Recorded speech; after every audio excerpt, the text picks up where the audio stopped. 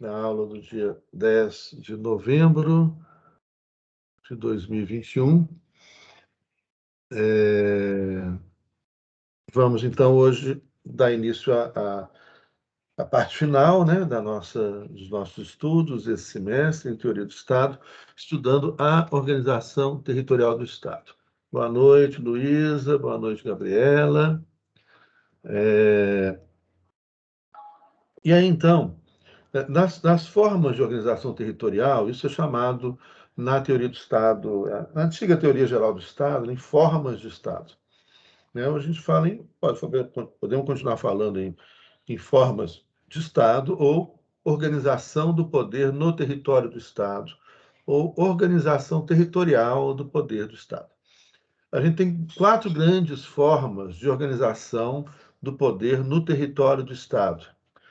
E, mais recentemente, com o Estado plurinacional, que avança muito nesse processo de descentralização e diversidade.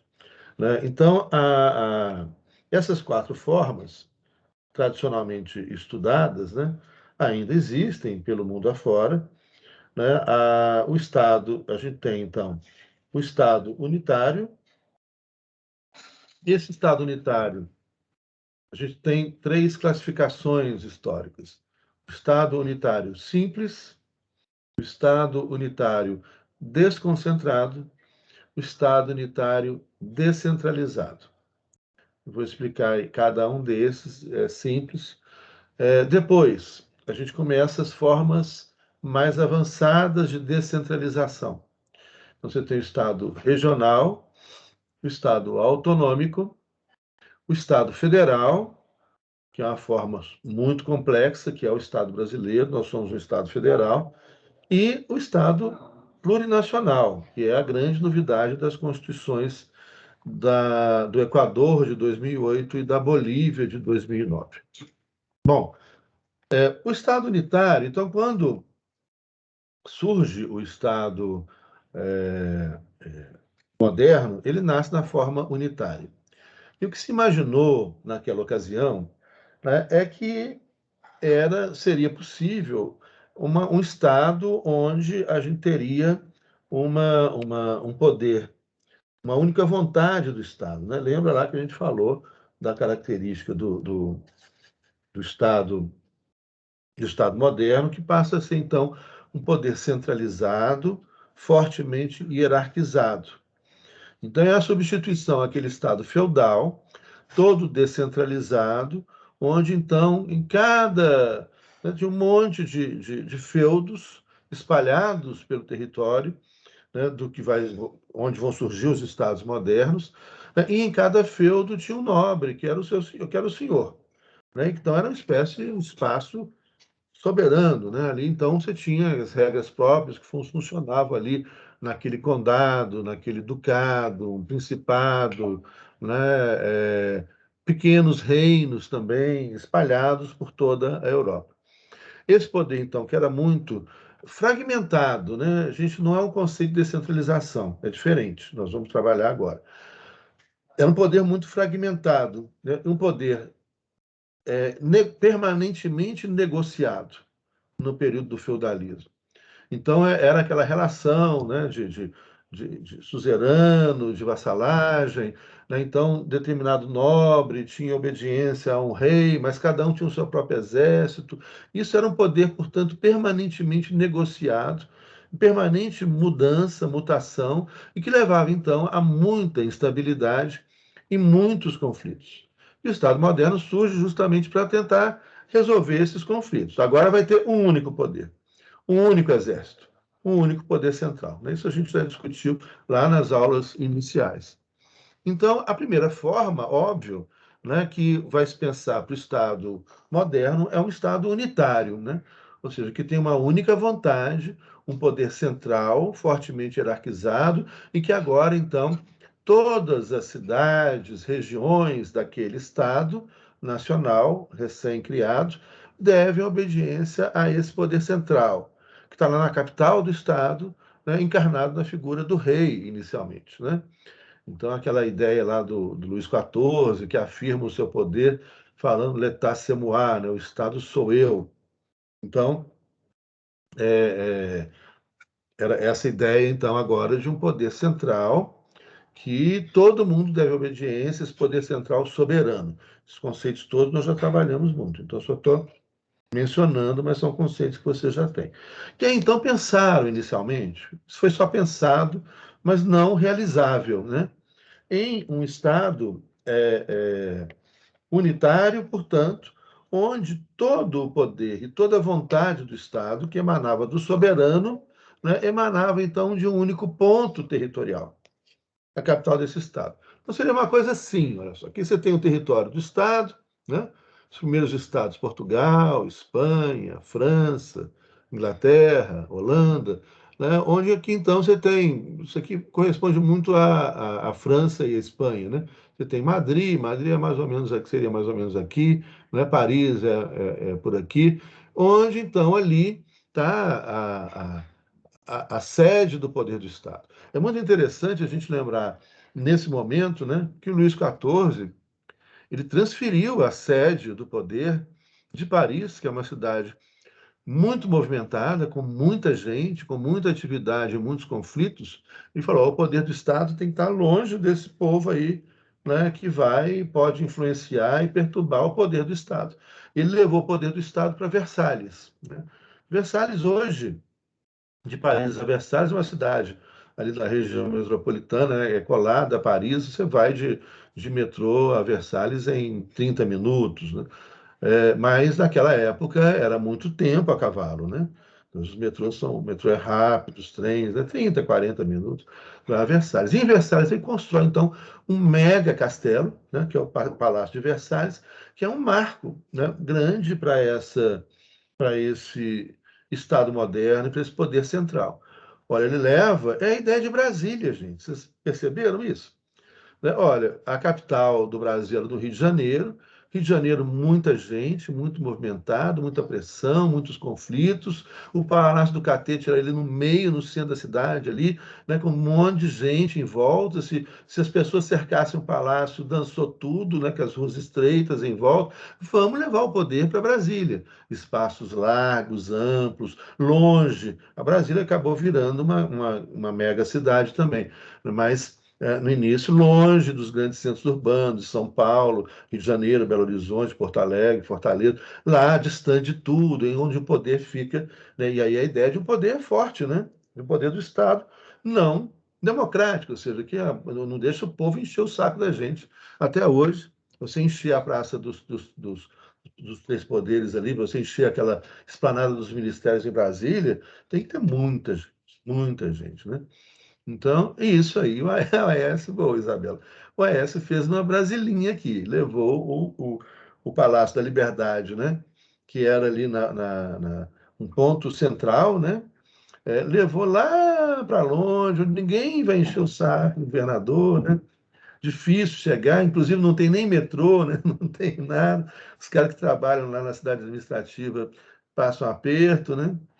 Com ônibus, etc. Então, ou então locomoção com automóvel, às vezes trânsito engarrafado, na ida, na vinda, mas é de propósito, né? A lógica é essa, Versalhes, né? Versalhes. Então, ele levou isso para um espaço, né, onde dali vem todo o poder do Estado, que é encarnado na figura do rei, logo no Estado absolutista. Só que tem um problema sério nisso aqui. Se vocês pararem e começarem a olhar essa imagem aqui, vocês vão ver, olha, esse negócio aqui não funciona. Principalmente quando a gente está falando ali no século XVI, século XVII. Qual é o problema? Olha, você está aqui em Versalhes, né? Ou na região de Paris, né? Ou em Madrid, né? Ou Lisboa, né? E aí vai, nesses primeiros estados. O problema é que esse território, para a época, né? Hoje são estados médios para pequenos, né? O caso da França, a França é mais ou menos o tamanho de Minas Gerais, né? Caso da Portugal, é um território pequeno, né? O Reino Unido também não é um território, né, menor que o território francês, né? Então você tem ali Holanda, menor ainda, né? Pequenininha. Então, mas mesmo assim, naquela época, você imagina, o rei tem uma vontade, né? Ele vai fazer um decreto real que todos os súditos em todo esse território têm que obedecer. Como é que vai funcionar isso? Olha, o rei vai editar um decreto real e vai, então, botar isso no papel. Só que para que esse decreto real, né, essa lei, essa norma, seja cumprida, as pessoas têm que tomar conhecimento disso.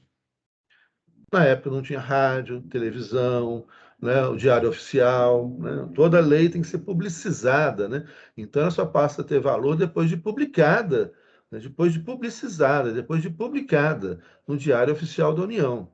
E a partir daí ninguém pode alegar, eu não sabia que não podia. Não, dançou.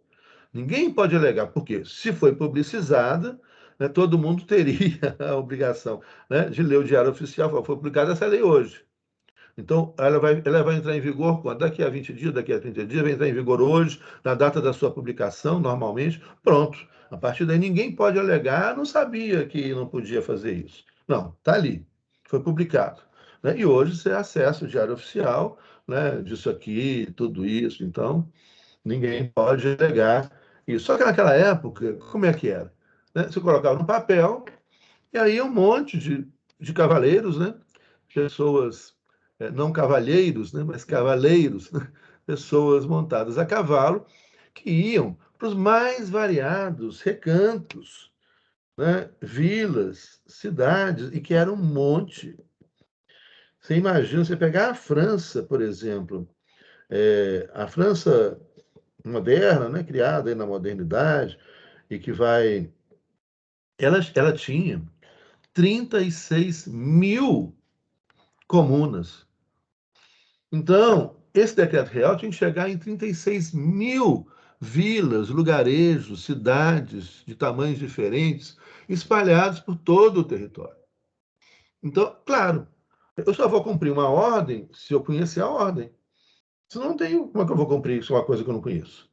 Então aí chegava aquele cavaleiro lá nas cidadezinhas, né, chegava lá a cavalo, anunciava, né? Pregava lá o decreto do rei na praça pública, na porta da igreja, e lia, né? Isso aí vem, Roma Imperial tinha isso também. Lia, né? Lia aquilo e falou: olha, agora isso é a vontade do rei.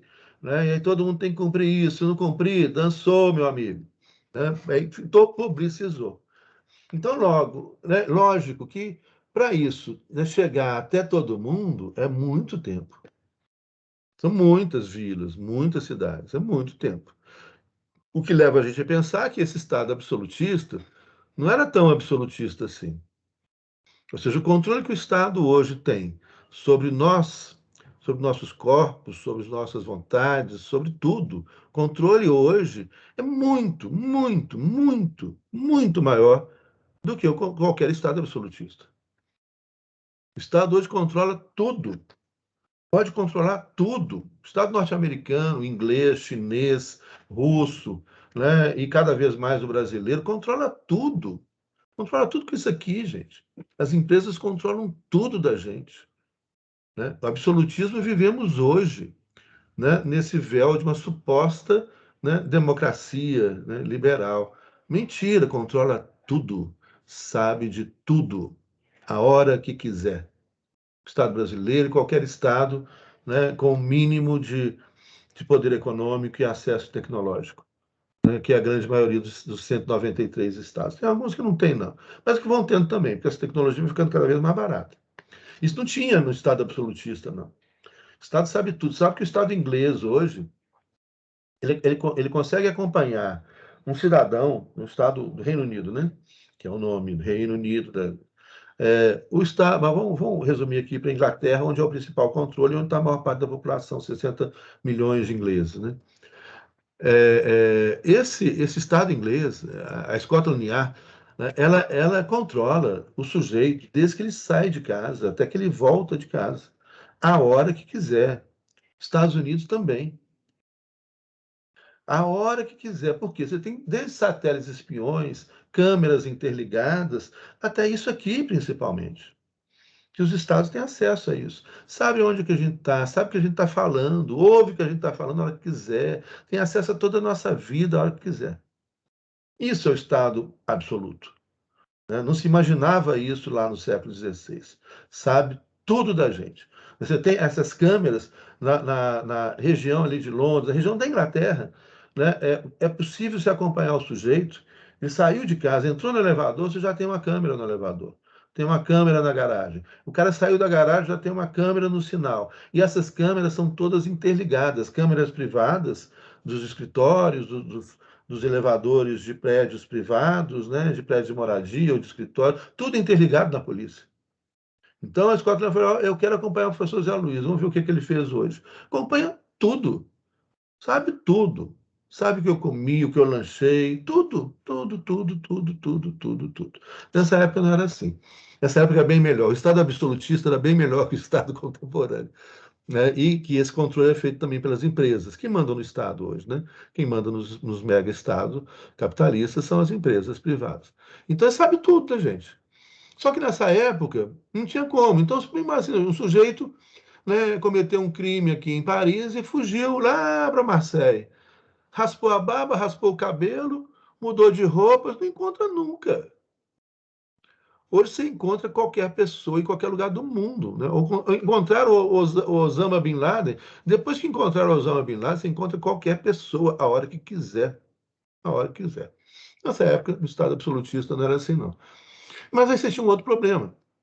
Não só o rei tinha que dar a conhecer, né, a sua vontade para todo mundo, como o rei tinha que ter fiscais, olheiros, para dizer quem não está cumprindo a sua vontade. Óbvio, óbvio. Então, o Estado é isso é publicidade. Segundo, fiscalização, controle sobre as pessoas. O controle sobre as pessoas começa a acontecer sobre as pessoas, sobre tudo das pessoas, começa a acontecer no Estado moderno, começa a acontecer com o Estado moderno. Você vai ver, por exemplo, não existia, você vai começar a ter os primeiros censos, né? Isso vai começar a acontecer na Inglaterra, depois em outros estados europeus, onde, por exemplo, o Estado vai começar a contar: olha, aquele sujeito que mora lá naquela cidadezinha, no interior da Inglaterra, no interior da França, ele trabalha com o quê? Ele trabalha com ovelhas. Né? Quantas ovelhas ele tem? Aí você vai começar, o Estado vai começar a controlar tudo. Qual é a pessoa, ele mora em tal lugar, ele trabalha com o quê? Aí vai contar, vai fazer censo. Quantas ovelhas ele tem, qual o tamanho da terra dele, quantos hectares, qual o tamanho da família dele. Isso começa a ser feito, isso começa a ser feito com os ingleses, normandos também, os vikings, né? Que foram parar na Normandia, depois invadiram a Inglaterra. Eles começam a contar tudo, controlar tudo. Começa a controlar tudo. Isso começa lá, no Estado moderno, século XVI, e hoje é o hipercontrole. Né? Mas então você tem que. Como é que naquela época você vai controlar? Bom, a mesma dificuldade que você tem para divulgar a vontade do rei, do Estado, né, você tem em fiscalizar. Então, portanto, o rei ele vai começar a dividir esse território aqui, ó, ele vai começar a dividir esse território, né, em regiões. Ele vai começar. Nossa, gente, eu estou achando esses meus slides a última tecnologia, viu? Vocês vão começar, vai todo mundo copiar isso. Olha só como é que você faz um slide em 5 segundos. Aqui, então ele vai começar a dividir em territórios e vai encontrar uma pessoa de confiança para representá-los aqui. Falou, esse sujeito aqui vai ser responsável por esse espaço aqui. E esse sujeito aqui, então, vai escolher pessoas da confiança dele para estarem em cada aldeia, em cada espaço, fiscalizando. Ou seja, como é que funciona a grande administração inicial do Estado moderno? Dedo duro. Até hoje o Estado precisa de dedo duro. Né? É aquele, foi ele. Deduragem, dedo duro, né? Entregar ao outro. E mais, o rei ainda vai jogar com isso, falar, ele vai colocar uma outra pessoa aqui, né? Porque, obviamente, esse sujeito que tem o controle desse espaço pode trair o rei. Então tem que ter um outro que também tenha poder, menos do que esse, mas que aspire o poder desse de forma que ele interesse a ele dedurar o outro se o outro fizer coisa errada. As empresas hoje funcionam assim, né? Empresa capitalista funciona assim: você põe o sujeito, você tem um gerente, mas você tem o outro lá, o aspirante a gerente, né? Que dedura o gerente. Ah, o gerente fez isso errado, ah, tira o gerente, entrei eu. Ah, aí tem o outro dedo dura lá no seu pé, fala, aí vai, aí vai. Aí caminha a humanidade, né? Desde do século XV e XVI, né? Dedo duro, foi ele sim, foi ele que. Tem uma música de carnaval assim, como é que é? Foi ele sim, foi ele que não sei o que. É isso. E aí, então, vai caminhando, dedo duro e etc. Né? Obviamente, com uma lentidão de cavalo e carruagem. Né? Então, mas assim, ao mesmo tempo, com o terror. Tem que tacar o terror. O rei tem que chegar e falar: olha, se você me trair e eu descobrir, você morreu, meu amigo. Né? Isso aí. Então, funciona nessa base. Tá? O início da administração pública, né? O início da estrutura do Estado. Você precisa ter, então, e aí então você começa e aí vem o primeiro conceito do direito administrativo que a gente trabalha até hoje, você precisa ter algum tipo de desconcentração do poder. Então, não vai funcionar aquele Estado unitário simples, claro. Hoje pode funcionar. Porque hoje o controle tecnológico, como eu disse, é tão grande, você pode colocar um megapoder em Brasília, em Washington, em Paris, em Pequim, em Moscou, e você controla todo o resto com tecnologia. Né? Então você não precisa mais, né, do dedo duro, você controla tudo. Né? Você controla o celular do cara, você controla tudo da vida do cara, controla tudo. Então hoje seria possível um Estado unitário simples, absolutista, total. Né? Naquela época, não. Então, esse Estado simples, né, daquele poder central, um único foco de poder territorial, ele não funciona. Ele precisa desconcentrar. E o que é esse conceito, então, portanto, de desconcentração? Significa, então, que agora o poder central ele vai delegar, ele vai autorizar pessoas a agirem em seu nome. Então ele começa a organizar o território do Estado, divide em regiões, essas regiões são divididas em comunas. Comunas é o nome utilizado na Itália e na França, por exemplo, para município em Portugal, conselho. Conselho tem um conselho com C, né, que são os conselhos em Portugal, né, que são divisões dos municípios, as municipalidades na Espanha, né, isso muda muito, os condados, né, o county, os condados da Inglaterra, as parishes, as paróquias da Inglaterra, os condados nos Estados Unidos, os municípios com seus distritos no Brasil. Então você começa a organizar o território do Estado, você começa a organizar o poder no território do Estado, para que esse poder central, então, agora possa administrar tudo, sem ser enganado, controlando tudo e mantendo a sua vontade agora hierarquizada central, que vem da capital. Né? Então aqui você passa então a dividir e o rei então vai escolher um sujeito da confiança dele para cada isso. Para vocês imaginarem, né, no Brasil gente, a gravidade dessa lei de reforma administrativa no Brasil, né, eu acho que as pessoas ainda não perceberam a imensa gravidade disso. Né? Ela é um retrocesso medieval, essa lei que está no Congresso Nacional é sobre o nome de modernização. Ah, vamos controlar os servidores, vamos acabar com isso, servidores públicos, os mega salários. Primeiro, está tudo errado.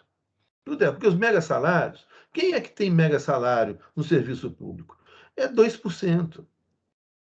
A maior parte do servidor público ganha mal. Professor universitário, eu sou professor da UFMG também. Né? Eu sou professor, doutor, final de carreira, fiz todos os cursos, fiz tudo. Né? Sabe quanto eu ganho no FMG? Eu vou falar meu salário, vocês podem, porque tem na transparência, vocês podem olhar meu salário, né, entrando no site da transparência, R$ 6.000. Eu sou professor doutor, top, final de carreira, super produtivo, eu sou top na carreira, top. Né? Então, quem ganha salário no serviço público é juiz, promotor de justiça, a Defensoria Pública é perseguida, nós temos que proteger a Defensoria Pública. A Defensoria Pública tem que ser tão poderosa quanto o Ministério Público, porque é quem defende os direitos das pessoas que não têm grana para pagar advogado, que é caríssimo. Então, é Ministério Público, é juiz, é desembargador, né? E alguns, né? que alguns privilegiados, poucos.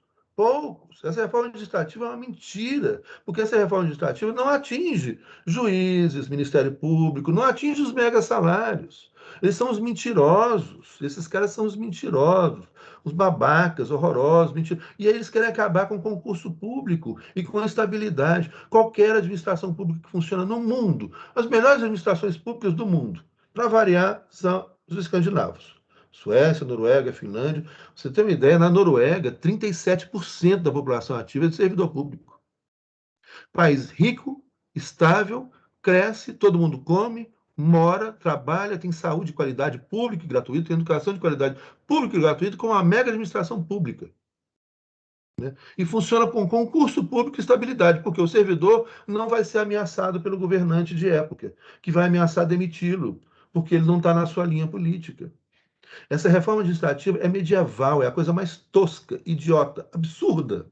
E se for aprovado, nós vamos voltar ao medievo. O Brasil não teve medievo, nós vamos começar a ter medievo. Né? O Brasil foi descoberto no final da Idade Média. Nós vamos voltar, nós vamos começar a ter uma Idade Média que nós não tivemos. Né? Esse familismo amoral, né, da família que está no poder, nos estados, né, e na União, desde sempre desse país. Então, aqui, gente, é algo fundamental para a gente pensar. Você tem que começar, então, a criar, você começa a dividir o poder no território, você começa a ter uma administração pública, né, concursada, de carreira profissional, apta a cumprir as ordens legais do parlamento, do executivo. Assim é a Suécia. Então, se a gente quiser pegar. E a outra bobagem estúpida também que se fala aqui, que é irritante, né? Ah, o Brasil tem servidor público demais. Não, a gente tem 3,5% da população de servidor público. Estados Unidos tem 12%. A Noruega tem 37%. Curiosamente, os países que têm mais serviço público e administração pública eficaz e autônoma são os países mais desenvolvidos do mundo, onde todo mundo come, mora, trabalha, tem saúde, educação e é feliz. Inclusive, você tem medição disso, sabia? Tem medição de felicidade. Não sei como é que se mede felicidade, né? Mas são os países considerados onde o povo se coloca, né, nas pesquisas como os mais felizes, né? E sabia quais são os povos mais felizes do mundo? Os suecos, noruegueses, finlandeses, embora eles não pareçam. Eu estive na Finlândia, o finlandês é muito esquisito. O finlandês não conversa. Você entra num bar, no bar que você entra aqui no Brasil, essa felicidade, todo mundo conversando. Tá voltando agora, né? Todo mundo conversando, falando alto, bebendo cerveja. Lá você entra, os finlandeses bebem vodka, né? Bebem muito, mas não ficam de fogo, porque é muito frio, né? Então é mais difícil ficar de fogo. E ali os caras não conversam. Sabe aquela história assim, nós viemos aqui para beber ou para conversar? Eles estão na mesa, todo mundo assim, e bebendo. A gente quando fala, é sério, eu ouvi isso mais de uma vez, é sério. Eles estão assim. Aí de vez em quando, bom. Aí chega assim, lá, eles começam 6 horas da tarde, né? Aí chega lá para 11 horas da noite, eu acho que dá uma batida da vodka, aí começa assim, 15 minutos de blá, blá, blá, blá, blá, blá, blá, blá. Aí uma falação, parece o Brasil. Mas 15 minutos depois, acabou a falação, todo mundo vai para casa, acabou, fechou. Mas eles se julgam felizes, né? E estão mais felizes, por quê? Porque tem isso. Eles não preocupam com saúde, não preocupam com educação. Isso o Estado oferece serviços públicos eficientes de saúde, educação, transporte, etc., para todo mundo. Então eles vão lá beber a vodka deles com a cabeça vazia. Ah, como eu vou pagar a escola do meu filho? Isso não é uma preocupação que passa pela cabeça do cara. Ah, como é que eu vou pagar a saúde, né? Nossa, fulano de tal, minha avó adoeceu e o CTI está caro, como é que eu vou fazer? Não passa pela cabeça dessas pessoas, não passa. Já pensou que maravilha viver isso? Não passa. Não existe isso na cabeça dessas pessoas, não existe. Né? Ah, não existe. Ah, como é que eu vou pagar meu aluguel? Como é que eu vou morar? Não tem essa preocupação. Isso é Estado social. Ou Estado socialista, né? Também é assim. Então não tem. Não passa. O básico fala, não, você não vai preocupar com o básico. Né? Então você tem uma administração pública forte, concursada, de carreira. Concursada significa o quê? Que só vai passar no concurso aquela pessoa que estudou muito, ou seja, gabaritada para exercer aquela função. Ela não vai ser nomeada como essa reforma administrativa estúpida, né, medieval, que está aqui no Brasil, que pode ser aprovada. Não. Você imagina só, né, o presidente da República ele já nomeia 20.000 cargos de confiança. Ele vai começar a nomear 300.000. É disso que se trata. É disso que se trata. Essa porcaria desse governo mentiroso. É disso que se trata. Então, aqui você vai ter, vamos voltar então aqui para o Estado. O Estado, então, para administrar esse território, ele vai precisar, então, dividir e organizar o território. Então, vamos pegar aqui os exemplos de estados unitários desconcentrados. Né? Hoje, vamos por partes, senão começa a misturar tudo. Então, o passo seguinte é essa desconcentração de poder, que vai começar, então, a ser detalhadamente pensada. Então, o rei vai começar a pensar: como é que eu vou dividir o território do Estado para permitir a administração do território do Estado? Olha, você começa a dividir o território do Estado por identidades econômicas, né, de produção, que influencia a cultura. Né? Cultura e economia estão ligados diretamente com o ambiente, o lugar que a gente mora. Né? Cultura gera economia, economia gera cultura. Vou dar um exemplo aqui. Vamos falar de quando isso aqui é a França, né? Então, na França, e aqui embaixo está a Itália, né? Se você pegar o mapa, depois, por curiosidade, você pega um mapa da Itália, aqui no norte, e o mapa da França. Né? Né, a Itália está aqui, aí vai para a França aqui, aí vai para o norte, né? Vai chegar tá ali Suíça, né? Aí mais para o noroeste França, para o nordeste o leste europeu. Aí você vai pegar ali, né? As comunas italianas no norte da Itália, o nome delas é muito conhecido. Você tem a comuna de Mozzarella, você tem a comuna de Prato. Qual é o nome dessas comunas? É da atividade econômica da comuna ou da região. Então, você começa a dividir as regiões por uma particularidade, um compartilhar de uma atividade econômica que gera uma cultura. O que se produz na comuna de Prato? Queijo Prato. O que se produz na comuna de Mussarela? Olha, mussarela. Em Nápoles, lá no sul, né? Nápoles já é uma região, né? A pizza napolitana, ai, deu água na boca, gente. Ai, eu amo pizza. Amo pizza. Aí você vai chegando assim, você vai subindo na Itália, você chega na Suíça, você tem lá a comuna de Gruyère. O que a comuna de Gruyère produz? Queijo Gruyère. Aí você vai para a França, à esquerda, você vai chegar lá na comuna não, é na região de Bordeaux. O que a região de Bordeaux produz? O vinho Bordeaux, né? A, a, a... Aí você chega na região de Champagne. Olha, o que a região de Champagne produz? O vinho frisante, né? E só o vinho frisante de Champagne pode ser chamado de Champagne, né? É marca registrada, né? Só o vinho frisante, né? Espumante, produzido na região de Champagne pode ser chamado de Champagne. Tem várias outras regiões da Itália, da Alemanha, produz vinho frisante ou espumante. Mas ali, o Champagne é um nome que só pode ser usado pela região de Champagne, na França, que vai então criar toda uma cultura comum, etc. Aí você vai chegar na região da Occitânia. Né? O que se tem na Occitânia? Olha, aí tem uma loja aqui no Shopping Center de Belo Horizonte, tem L'Occitânia, né? Perfume. A L'Occitânia você anda, plantas, você anda assim, é o cheiro, você anda no meio da rua dirigindo carro, nas estradas, plantações de flores, de plantas, né? Para serem fabricação de perfumes. E então o Estado começa a dividir racionalmente isso. Olha, vamos criar uma região, então, da Occitânia, porque lá eles têm algo em comum.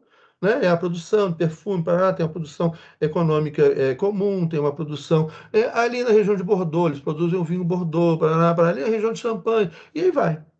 Né? Cada região vai ser dividida, né? De acordo com sua característica para facilitar a gestão do território do Estado. Isso aqui em Belo Horizonte, na época do governo Renato Azeredo, lá há muito tempo, né? Isso foi na década de 90 ainda, do PSDB, né?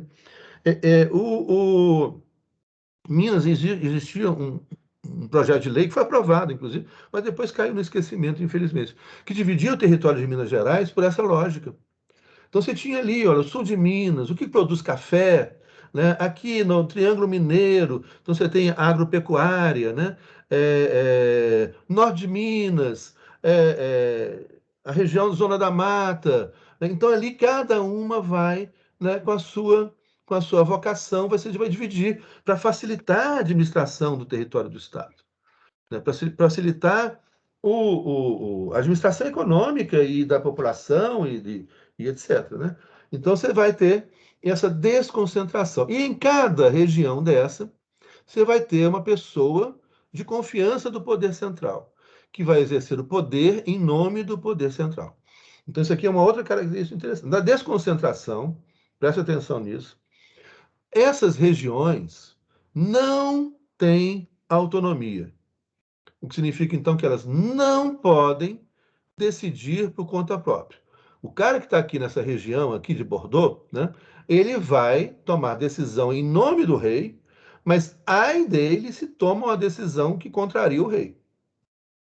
Então, ele vai ter que tomar a decisão em nome do rei. Ele vai ouvir o rei. Isso burocratiza, isso atrasa a administração do Estado naquela época, né?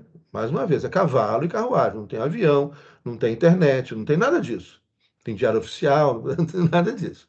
Não tem fax, né? É Xerox, não tem fax. O fax ficou tão antigo, né, gente? Eu tinha fax no meu escritório antigamente. Era tão moderno, né, ter fax. Mas, nossa, isso tem tanto tempo também. Né? E tinha um computador que é aquelas letrinhas verdes, né? Vocês não conheceram isso, vocês são novos. Você conheceu, Marcelo? Aquelas letrinhas verdes. E quando você ligava o computador, foi o primeiro computador que eu tive no escritório, na procuradoria, quando eu era procurador-geral da UFMG, a gente tinha, aí você ligava aquele computador das letras verdinhas e você tinha que colocar aquele. Como é que chama, gente? Hoje não usa mais também isso, não. Aqueles. Disquete. Disquete, isso. Os disquetes, aqueles disquete grande, mole, né? Que você tinha que colocar como um programa. Toda vez que você ligava o computador, você tinha que colocar o programa do computador lá. E era uma máquina de escrever um pouquinho mais sofisticada, né? Não era nada mais do que isso. Depois diminuiu o disquete para aqui, foi passando por tudo isso. Aí depois agora nós estamos, daqui a pouquinho nós estamos no espaço sideral e tudo. É muito rápido, né? É muito rápido. Muito rápido. Hoje a gente muda em um mês o que demorava um século para mudar 2.000 anos atrás. É impressionante. Então, isso hoje tudo facilita o controle. Facilita o trabalho, facilita o controle, facilita, né, a eficiência, né, do Estado e das empresas, também, né? Mas tem outros, né, nem tudo é para isso. Cadê o nosso especialista em inteligência artificial, gente? O Hernani, cadê o Hernani? Hoje o Hernani não está assistindo. O Hernani é atleticano, ele Está está lá ainda. comemorando o jogo, professor. Está Está comemorando. comemorando. Foi tomar uma cerveja agora. O Hernani foi tomar uma cerveja. Tá. Né? Então, você tem essa especialização. Mas aqui você tem um problema. Né? Qual é o problema? Você desconcentrou, o que significa agora que o poder central, ele, quando vai tomar uma decisão, ele vai tomar uma decisão. Ele pode tomar uma decisão correta, porque é uma decisão bem informada. Né? Ele tem um cara da confiança dele que está lá na região, que, por sua vez, tem pessoas que estão em cada cidade, aldeia, etc., de confiança, que vão informando tudo. O essencial, né, uma boa administração, o essencial para o poder é informação. Informação é tudo. Né? Você sabe por que o Vladimir Putin é um cara que está no poder do Império Russo há 20 anos?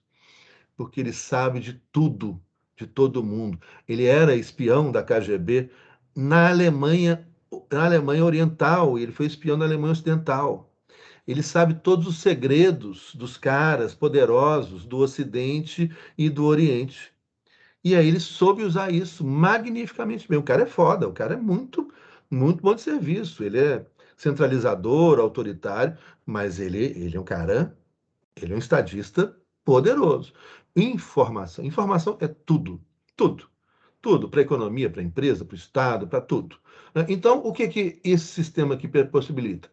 Olha, o rei, o poder central, né, vamos utilizar então agora a expressão poder central, que vão passando os séculos, muitos permanecem com o rei, outros vão começar a deixar de ser com o rei, mas esse poder central, ele tem então uma pessoa daquela região que administra aquela região em nome do rei. E que ele vai ouvir sempre, né, sobre os assuntos daquela região. É uma pessoa que mora lá, que sabe os problemas. E que, por sua vez, também tem pessoas de confiança em cada condado, em cada município, né, em cada comuna, em cada aldeia. Então, você cria uma rede de informação. Logo, agora, o poder central é o que tem a última palavra de tudo, é o que decide tudo, finalmente, mas ele vai agora decidir sabendo das coisas. Ele vai decidir bem informado. Só que aí tem um problema, né? Nós estamos passando o século XVI, século XVII, século XVIII. Século XVIII a coisa já começa a complicar, século XIX. Por quê? Porque a população é aquela linha que a gente falou lá. Ó. Ah, ontem vocês assistiram a palestra? Ah, não acredito. No horário da aula, gente, vocês não assistiram. Vocês têm que assistir. Eu acho que ontem eu exagerei, eu estava meio Eu assisti, entusiasmado. professor. Ah, que bom! Quem que falou aí, Elaine? Isso. Isabela. Ah, Isabela, Elaine. obrigado. Eu Elaine, também. obrigado também. Obrigado, Silei. Que bom. Né? Vocês acham que eu exagerei ontem? Ontem eu estava entusiasmado, eu acho que eu peguei pesado assim com os outros da mesa. Acho Que que que... não. Acho Acho Não? que não. que não só foi verdadeiro, verdadeiro no final, né? E o Ah, pessoal que bom. ficou bem animado, né? No final, bem É, entusiasmado, né? o Robert falou, empolgou um pouco. Né? Eu tenho, É, às vezes eu empolgo, aí eu exagero, eu fico com medo de magoar as pessoas, mas não é assim minha intenção, não. É só empolgação mesmo. mas Empolgação Não e tem como, indignação, né, né? professor? Ó, Oi? não tem como não se empolgar, vamos dizer assim, com esse assunto, né? Com o que a gente está É, é, vivendo. Não tem como se conter, eu quero dizer. pois é, mas foi empolguei. interessante, professor. Foi muito bom. E Foi, aquela, foi. a única mulher que tinha lá, ela ficou bem satisfeita também com a sua fala, e todos eles, Ficou. Eu né? reparei, eu ia falando, ela ia abanando a cabeça, fazendo Isso, assim. eu percebi também. E Ela eu, gostou. assim, interessante, né? Que eu falei assim, não, será que, né? Quem é essa pessoa, né? E aí, na hora que ela abriu a boca, ela mostrou para que veio, né? É uma antropóloga fabulosa. Ô, gente, É, quem não assistiu, assiste então, tá gravado, tá? Que a ideia era O vocês Robert assistirem no usou a horário da palavra aula. certa aí. Eu achei muito Oi? interessante o texto daquele rapaz. muito Sim, bom. também. Ah, os caras são muito bons, né? Que coisa boa. Ó, quem não assistiu, assista, viu? Marcelo, Dene, pois assiste, porque é atividade acadêmica, né? Horário de aula, atividade acadêmica. Assista aí, eu acho que foi muito interessante. E o Robert falou ali, empolgar ou se revoltar. Olha, Robert, empolgação, né? Muita indignação e um pouco de revolta também, né? Mas eu diria mais indignação, né? Revolta é mais forte, assim, indignação, né? Indignação. Mas então voltemos aqui ao nosso estado unitário desconcentrado. Isso, muita indignação, isso é muito mesmo. Então, aqui o nosso estado, né, unitário desconcentrado. Olha, qual é o problema que acontece? Vai passando o tempo, vai aumentando a população. Então, lembra aquilo que a gente falou, assim, dessa linha, né? Olha, quando chega em 1850, aquele crescimento que durante 10 mil anos foi lento, lento, lento, lento, o crescimento populacional, se vocês olharem, depois vocês pesquisem isso na internet, né? Como que o crescimento da população era muito lento. Vai chegando ali em 1850, você tem um crescimento industrial, crescimento da exploração, crescimento populacional que dispara no século XX. E hiper dispara no século XXI. Disparou total. É assim. Então, o que vai acontecer? Quando vai chegando ali no século XIX, Revolução Industrial e tudo, o desafio do Estado cresce muito, porque aumentou muito a população, né? As cidades cresceram, a complexidade da vida nas cidades e no Estado moderno cresceu enormemente. A complexidade das grandes cidades, das capitais, da Paris, Londres, cresceu barbaramente, Com a industrialização, a revolução industrial, aumenta a desigualdade, aumenta a miséria, aumenta a fome, aumenta a revolta, aumenta a criminalidade, aumenta os conflitos urbanos, tudo novidade para o Estado, que surgiu lá no século XVI. Tudo novidade. Então, o que significa aqui? Aqui vai acontecer, então, que a administração pública ela vai ter que começar a dar respostas mais rápidas a um mundo cada vez mais rápido. Olha o problema. Ela tem que ser cada vez mais rápida para dar as respostas a um mundo cada vez mais complexo, maior, com mais gente, com mais complexidade econômica, mais complexidade das mais variadas formas, né? E com uma velocidade de transformação cada vez mais acelerada. O que a gente está vivendo hoje é alucinante. É alucinante. O mundo muda todo dia. É alucinante o que a gente vive hoje.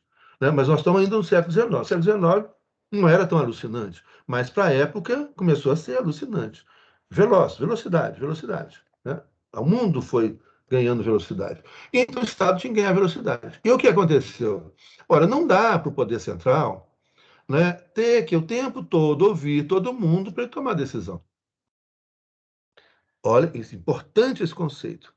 Então, além do Estado manter uma estrutura desconcentrada, onde então esses, né, representantes que recebem uma autorização, né, uma delegação para agir em nome do poder central. Então, essas pessoas podem agir em nome do poder central. Mas a última palavra sempre será do poder central, o que traz uma enorme complicação. Porque, embora agora elas possam tomar decisão em nome do poder central, se elas tomarem uma decisão errada, elas vão se dar mal. Então, isso é desconcentração. Ou seja, na desconcentração, as autoridades, as regiões, as comunas, os municípios não têm autonomia. Então, isso aqui que eu estou falando é muito importante, é um detalhe muito importante. Quando a gente fala em desconcentração, e desconcentração existe até hoje, na desconcentração não há autonomia.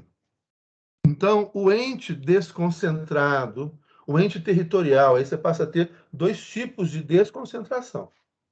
Você passa a ter, então, o ente territorial, a região, a província, a municipalidade, né, que vai ter nomes diferentes, tamanhos diferentes, etc. Mas esse ente territorial desconcentrado vai ter lá, por exemplo, na França, um préfet de région, né, vai ter o maire na comuna, né, o equivalente ao prefeito. Mas esses caras, inicialmente, ainda não têm autonomia para tomar a decisão por conta própria. Em outras palavras, eles ainda não têm personalidade jurídica própria. Então, numa desconcentração, você tem lá, pegar o exemplo francês, a gente pode pegar espanhol, vamos pegar o francês, nós começamos a falar em Paris, vamos na França, mas que vai aplicar nos outros, estados unitários desconcentrados que vão virar descentralizados. Nesses estados unitários desconcentrados, então, a vontade vem de Paris, né, na França, cada região tem um prefet de région, que é nomeado pelo poder central, que, portanto, né, que essa região não se constitui em uma pessoa jurídica de direito público, é, portanto, um órgão meramente desconcentrado, onde tem um sujeito de confiança que vai tomar a decisão, mas que tem que prestar contas e a palavra final será do poder central. Bom, se eu ganho um pouco de agilidade nisso, né, eu tenho ainda muito medo e, portanto, essa agilidade é muito relativa e muito pequena. Tá? E o que a gente tem que ter cada vez mais, que o mundo exige, e aí, veja bem, não é que eu concorde com isso, não, tá? Eu dou muito minha opinião aqui, nós estamos falando da estrutura do Estado moderno, não fica, né?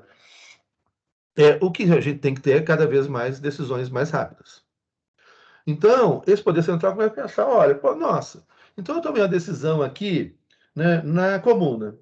Só que eu estou com medo. Eu tomei essa decisão aqui, mas eu recebi esse poder aqui do prefeito de região, que, por sua vez, recebeu o poder, né, do rei, né, do poder central. Então, essa decisão, na verdade, vai ser controlada pelo prefeito de região, que vai ser controlado pelo poder central. Você começa a criar uma estrutura burocrática do Estado que torna esse Estado lento para ele ter segurança, né? Ou seja, porque o cara que está lá no Poder Central, está lá em Brasília, Paris, etc., esse cara que está lá, quando ele nomeia administradores, quando ele delega, né? Então, quando ele nomeia um administrador de região, ou quando ele nomeia, por exemplo, um ministro, né? Isso é uma desconcentração. Os ministérios é uma desconcentração de atribuições e serviços, né? O ministério é uma desconcentração. O responsável final por todas as decisões dos ministros, dos secretários dos ministros, dos subsecretários dos ministros, é a presidência da República. Então, se o ministro fez por quê? Porque quando o presidente da República assume, quando ele dá posse ao ministro, ele assina lá um ato de nomeação do ministro, onde ele autoriza o ministro a tomar decisões no âmbito daquele ato. Então, o ministro da Saúde, no âmbito da saúde, o ministro da Educação, no âmbito da educação, em nome do presidente. Então, se o ministro da Saúde enfia os pés pelas mãos, o presidente ou a presidenta também. É fria, é um perigo. Principalmente que você não tem tantas pessoas de confiança. Assim, você imagina, você tem 20 mil cargos de confiança, né? Quantas pessoas de confiança você tem? Eu acho que não chega a 10. Né? Meus filhos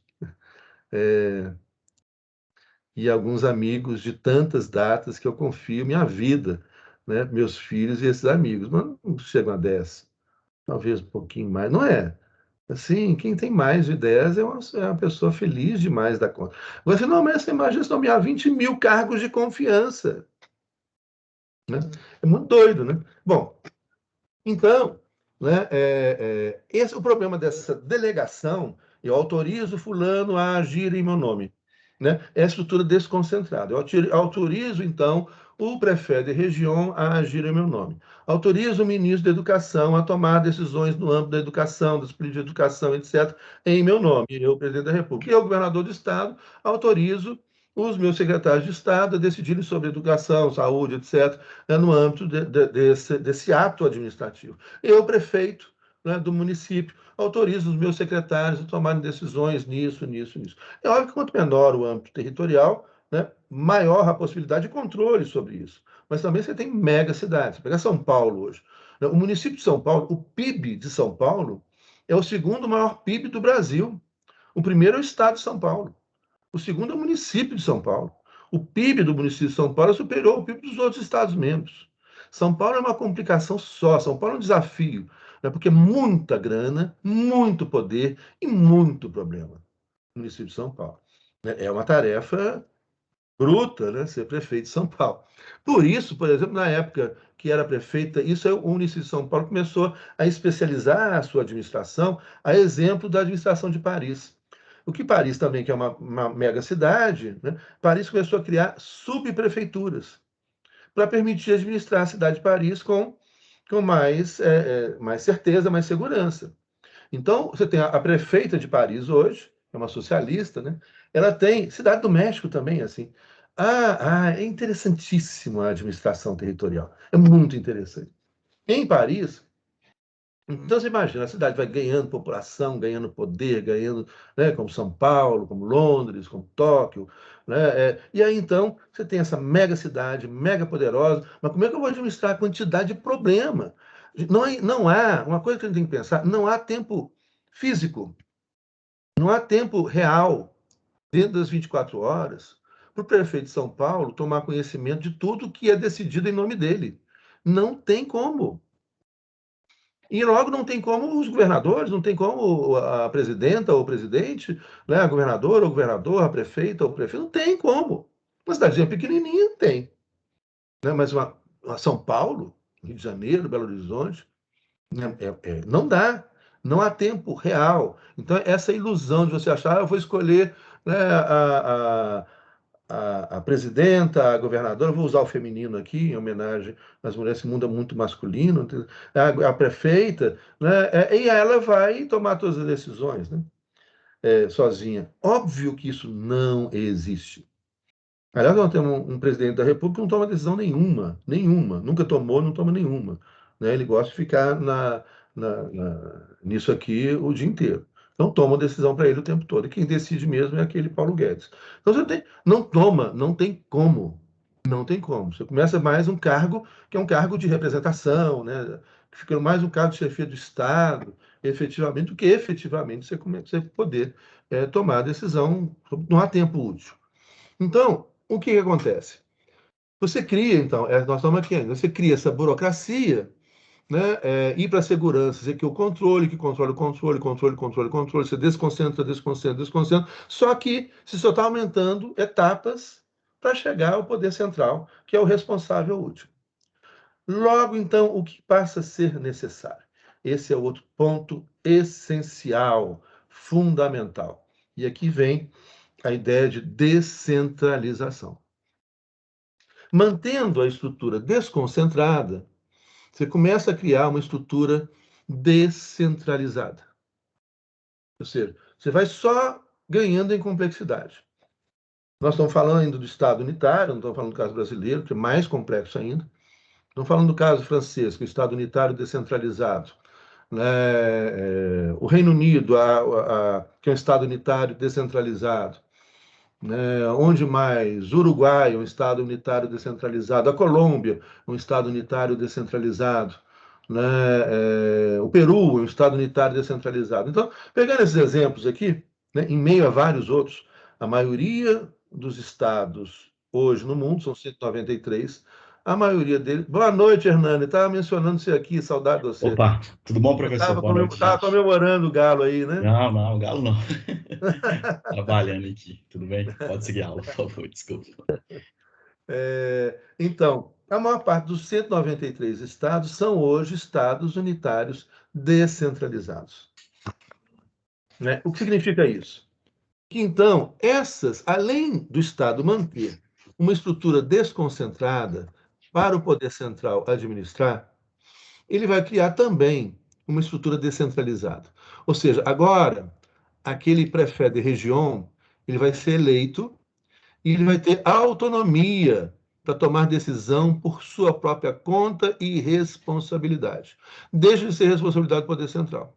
Então, ele tem autonomia, por isso ele passa a ser eleito, não mais nomeado pelo poder central.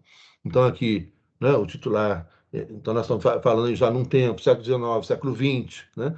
Então, quando a gente já começa, então, a aumentar a descentralização, século XX, que vem acompanhado da ideia de democracia.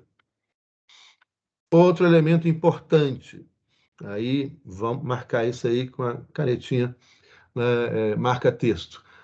Há uma possível conexão, só que ela não é matemática, sempre falo isso, sempre haverá exceção para tudo no campo de qualquer ciência social, histórica, ciência social aplicada, e o direito, a teoria do Estado não foge a isso.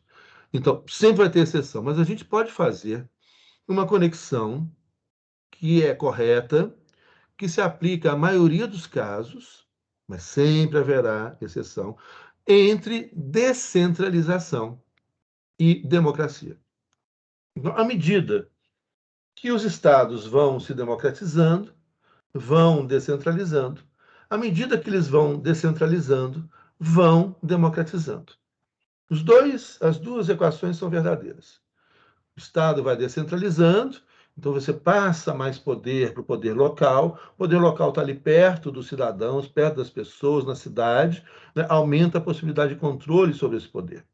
Então, quanto mais descentralização, maior possibilidade de democratização. E, ao contrário, à medida que você vai democratizando, também há necessidade de aproximar o poder de quem efetivamente controla. Quem é que controla de verdade? É o povo. O controle efetivo não é Tribunal de Contas, não é Ministério Público, não, o controle de verdade, quem faz, ou quem deveria fazer, é o povo em uma democracia efetiva. Então, descentralização e democratização vêm juntos em grande parte dos casos. Há exceções. E aí, então, nós estamos no século XX, começa, então, esse processo de descentralização dos Estados unitários. Isso é principalmente pós-Segunda Guerra Mundial. A gente vai ver isso na Itália, vamos ver isso na França, vão ver isso acontecer nesses estados unitários que eram desconcentrados e começam a descentralizar. Por quê? Exigência de eficiência, de controle, de honestidade e de velocidade. Então, agora, esse prefeito de região passa a ser eleito, ele é controlado pelo povo e ele passa a ter competências próprias. E no âmbito dessas competências, ele toma a decisão sem ter que ouvir o poder central, ele toma a decisão por conta própria e responde, né, pelas decisões que tomou.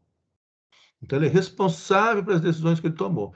E essas decisões que ele passa a ter, ou seja, essas competências próprias que ele passa a ter, né, não podem ser invadidas pelo poder central mais. Né? Ele tem autonomia, ele tomou a decisão, arcou com o risco, tem um controle popular sobre ele, ele foi eleito, né? E então ele toma a decisão naquele âmbito. Se ele errar, ele responde pelo seu erro. E então esse Estado, aí virou essa confusão aqui. Esse Estado, então, vai cada vez mais se complexificando. Isso aqui, então, pode ser a mesma França, a mesma Espanha, o mesmo Portugal, o mesmo Reino Unido, né? Estados unitários descentralizados. Aí começa a acontecer. Então, você pega o território do Estado, um monte de cidades, são esses pontinhos, né? Municípios, condados, os nomes variam, né? Comunas. Então, você vai pegar esse Estado Nacional está aqui. Veja bem, a expressão aqui é Estado Nacional. Estado unitário não é um Estado federal, então eu não posso utilizar Estado federal, lei federal, para Estado nacional. Então, se eu me refiro a qualquer Estado, né, unitário, Uruguai, né, o Chile, o Peru, a França, ao Reino Unido, à Espanha. A Espanha não, a Espanha já descentralizou mais, a Espanha está em outro caso. Portugal, a Grécia, né? É esse sistema. Então, você tem um Estado nacional, você tem leis nacionais, leis regionais, né? No máximo. O município não faz lei. Então, esse Estado vai dividir aqui. E, gente, essa matéria, assim, vocês estão percebendo que está começando a entrar um monte de detalhezinho. Então, não se apavorem, né? Porque não é que ela seja complicada, ela teoricamente não é complicada, mas ela é cheia de detalhezinhos. Então, a aula está gravada e tem outras gravações e tem textos também sobre isso. Eu estou também sempre à disposição para tirar as dúvidas ou responder o questionário, tem a correção dos questionários, enfim, tem muita oportunidade para a gente, né, entender esse processo. E não é decoreba, não, gente. A gente entendendo esse esquema, não esquece nunca mais na vida. Então, o Estado Nacional vai ser dividido em regiões. Né? Mais uma vez, cito, né? É o caso da França, né? Inglaterra, Portugal, mudam os nomes, né? Uruguai, Chile, Peru, né? Mudam os nomes, mas a ideia primeira é essa. Então, primeiro guardar a ideia. O Estado Nacional, né? A administração nacional, as leis nacionais, a Assembleia Nacional, né? O governo nacional. Esse Estado Nacional vai ser dividido em regiões, né? E essas regiões, então, vão ter competências próprias, competências administrativas e competências legislativas próprias. Então, vai começar primeiro, vamos aqui, vou repetir aqui, porque o que eu falei pode gerar confusão. Repetindo aqui, Estado Nacional, você tem as competências legislativas, você tem o Poder Judiciário Nacional, o Legislativo Nacional e o Executivo Nacional. França. Você tem a Assembleia Nacional Francesa, né, em Paris. O Executivo, né, bicéfalo, semipresidencial, em Paris. Primeiro-ministro e presidente da República. Né? E o Judiciário, onde a cúpula é sede em Paris. Mas o Judiciário sempre, obviamente, será desconcentrado, porque tem que ter, você não pode ter todo o Judiciário na capital. Você imagina, se todo francês, para reclamar um direito seu, vai ter que ir a Paris, né? O cara que está lá em Marseille, lá no sul, né, você inviabiliza. Então, daí o Judiciário sempre será desconcentrado. Você tem que ter juízes em várias comarcas, em várias cidades, espalhadas pelo território do Estado, tribunais regionais espalhados nas regiões do Estado, até chegar no Tribunal Superior, na capital do Estado. Tá claro? Na hora que misturar tudo aqui, vocês falam, para! Aí para, aí a gente para e volta amanhã.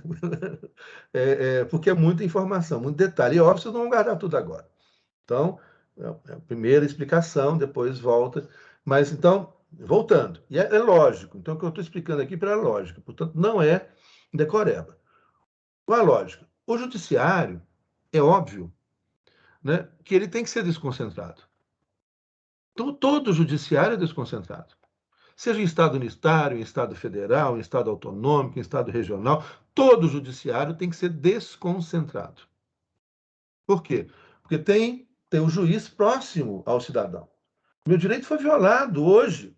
Eu posso ir amanhã, né? Contrato um advogado e vou lá reclamar aqui, né? No fórum, né? Um direito civil, numa vara civil, não um direito penal, numa vara penal, fazendária, enfim. Mas eu estou ali, o juiz está aqui perto de mim. Ou se eu estou numa cidade do interior, está ali perto. É mais perto ainda, mais perto ainda. Embora a gente não tenha, por exemplo, em Minas Gerais, o número de municípios, né, é muito maior do que o número de comarcas, mas você tem municípios pequenos onde a comarca está naquele município maior, vizinho, logo ali. Então é fácil de acessar também. Então o judiciário tem que ser desconcentrado. Mas a decisão desse juiz singular, ela pode ser revista pelos tribunais regionais. Então, no caso do Estado de Minas Gerais, não tem regional, mas tem. Aí você vem para a capital, para o Tribunal de Justiça, né? Que é a segunda instância. Mas se for a Justiça Federal, como o território brasileiro é gigante, então você tem os juízes federais nas principais cidades dos estados espalhados pelo Brasil. Então você tem juiz federal, né, hoje, né, em Juiz de Fora, em Montes Claros, em Curvelo, tem em Curvelo? Agora não sei, eu falei Curvelo assim, mas saiu, não tenho certeza. Tem em Uberlândia, em Uberaba, tem em Poços de Caldas, em Pouso Alegre, tem em várias cidades principais. Então, a Justiça Federal também está próxima. Não tão próxima quanto a Justiça Estadual, mas está próxima à Justiça Federal. E aí, então, você recorre para os tribunais regionais, né? E que vai, então, no final, recorrer para o Superior Tribunal de Justiça em Brasília. Tá? Então, você tem uma desconcentração. Aquela decisão do juiz federal em primeira instância pode ser revista pelos tribunais regionais federais, em segunda instância, e pode ser revista pelo Superior Tribunal de Justiça, né, em Brasília, e ainda, se for matéria constitucional, pode ser revista pelo Supremo Tribunal Federal, que é o principal órgão de soberania nacional que tem a última palavra sobre a interpretação da Constituição. Outra coisa aqui que é importante, né, eliminar enquanto discussão constitucional, a gente pode concordar, não concordar, esse é outro assunto. Mas o STF é o órgão de cúpula. Todo mundo tem que obedecer ao STF. O presidente da República, né, os outros juízes todos, né, em matéria constitucional. Por quê? Segundo a nossa Constituição aqui, escrita com todas as letras, o STF é o guardião da Constituição. O STF, então, tem a última palavra sobre a interpretação da Constituição. O STF não faz Constituição. Então, ele não é um órgão soberano. O soberano é o povo que vai escolher os representantes que vão fazer a Constituição, e a vontade soberana do povo está aqui dentro. Isso é teoria, né? Teoria. Então, aqui está a soberania popular, está aqui dentro. E aí você tem um órgão que está previsto aqui dentro, que diz o seguinte: esse órgão é o guardião da Constituição. Ele tem a última palavra sobre tudo que envolve a Constituição. Então, vamos supor que por acaso você tem um conflito entre o Poder Executivo e o Poder Legislativo. Quem resolve? STF.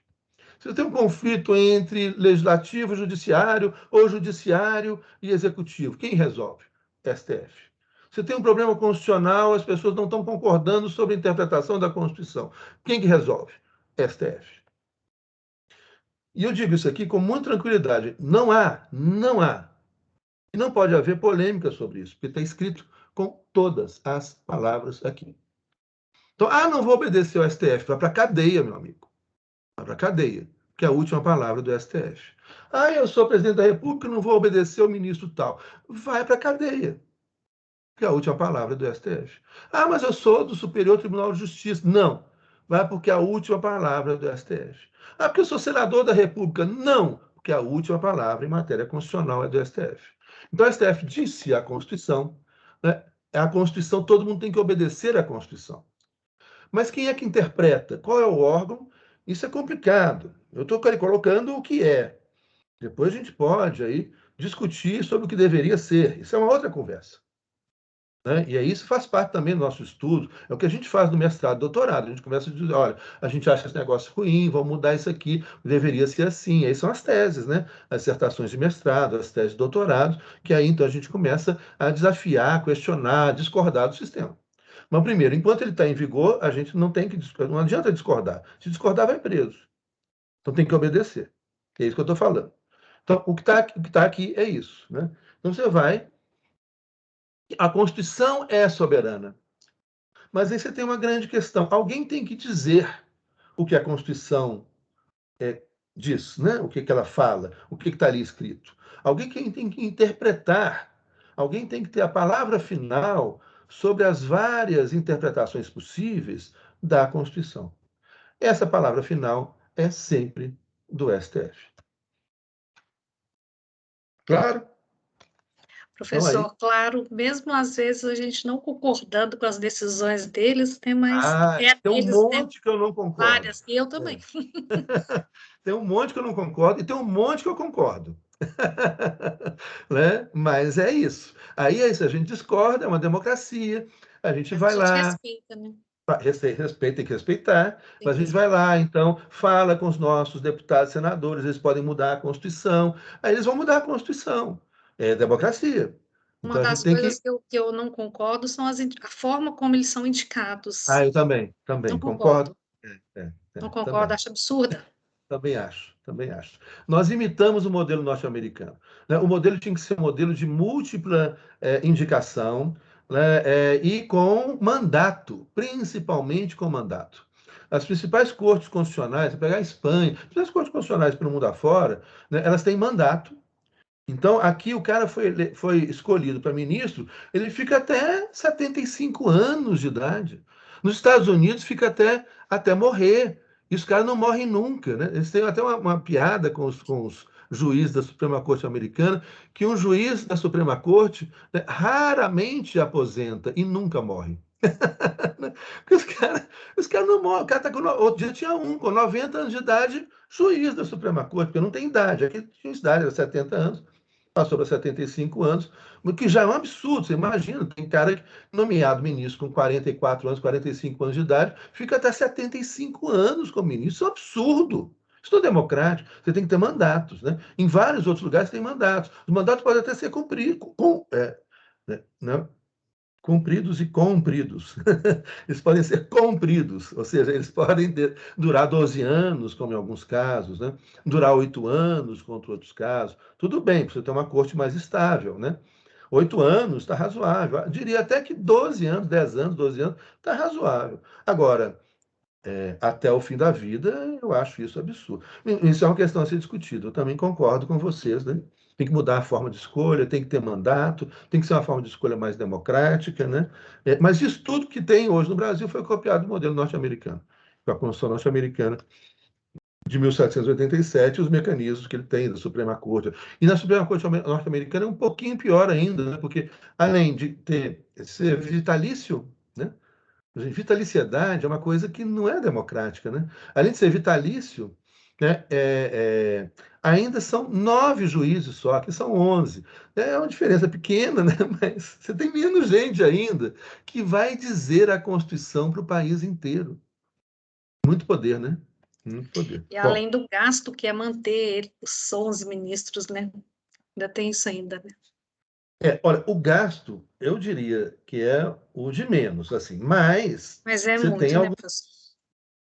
Você tem exageros. Os salários do assessor, os salários de todo o STF, os assessoristas, os assessores, aí, nossa senhora, são muito altos, muito altos.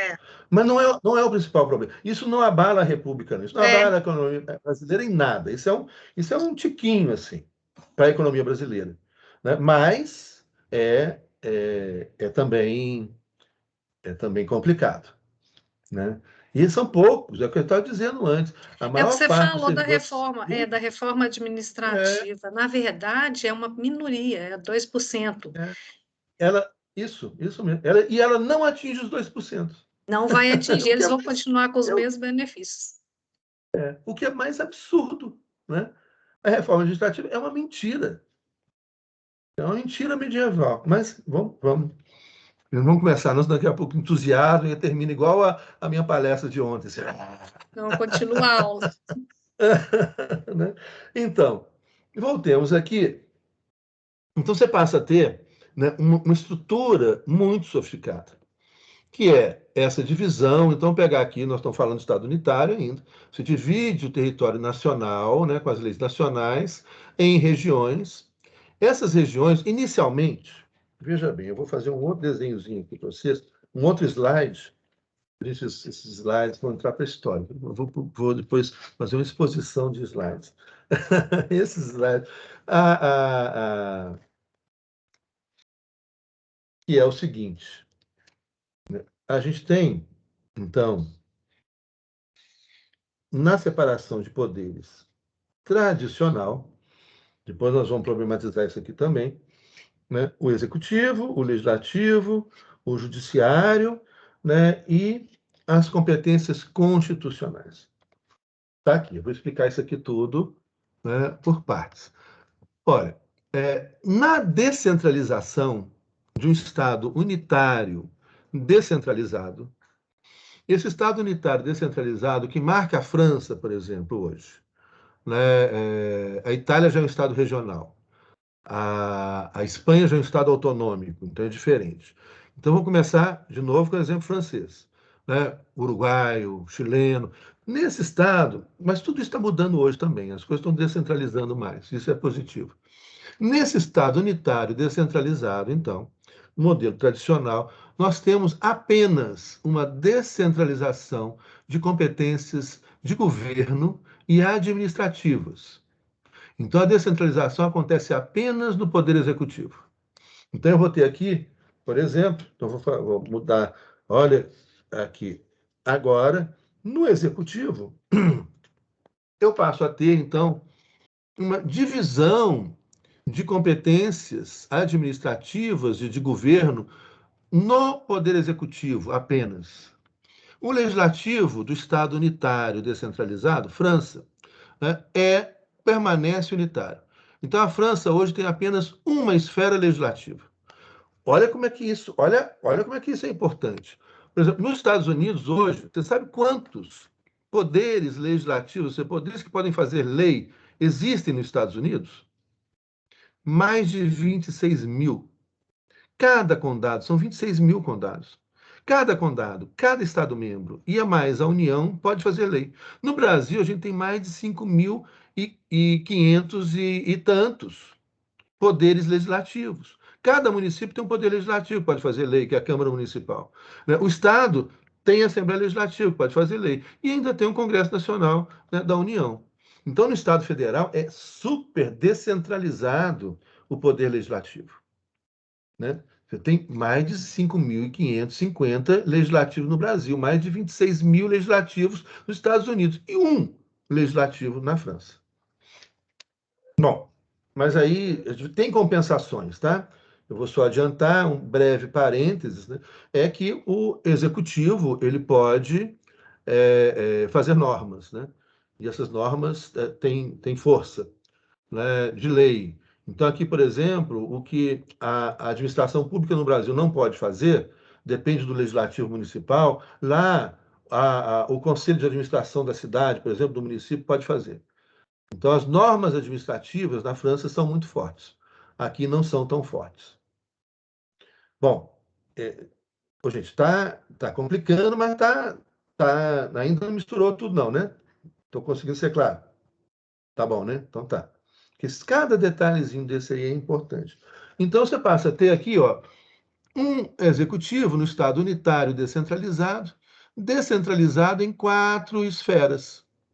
Né? Você tem, então, vamos pegar aqui esse círculo aqui, são as competências administrativas e de governo. Aí, então, uma parte dessas competências, o Poder Central vai falar, isso aqui continua comigo, essa parte aqui da pizza.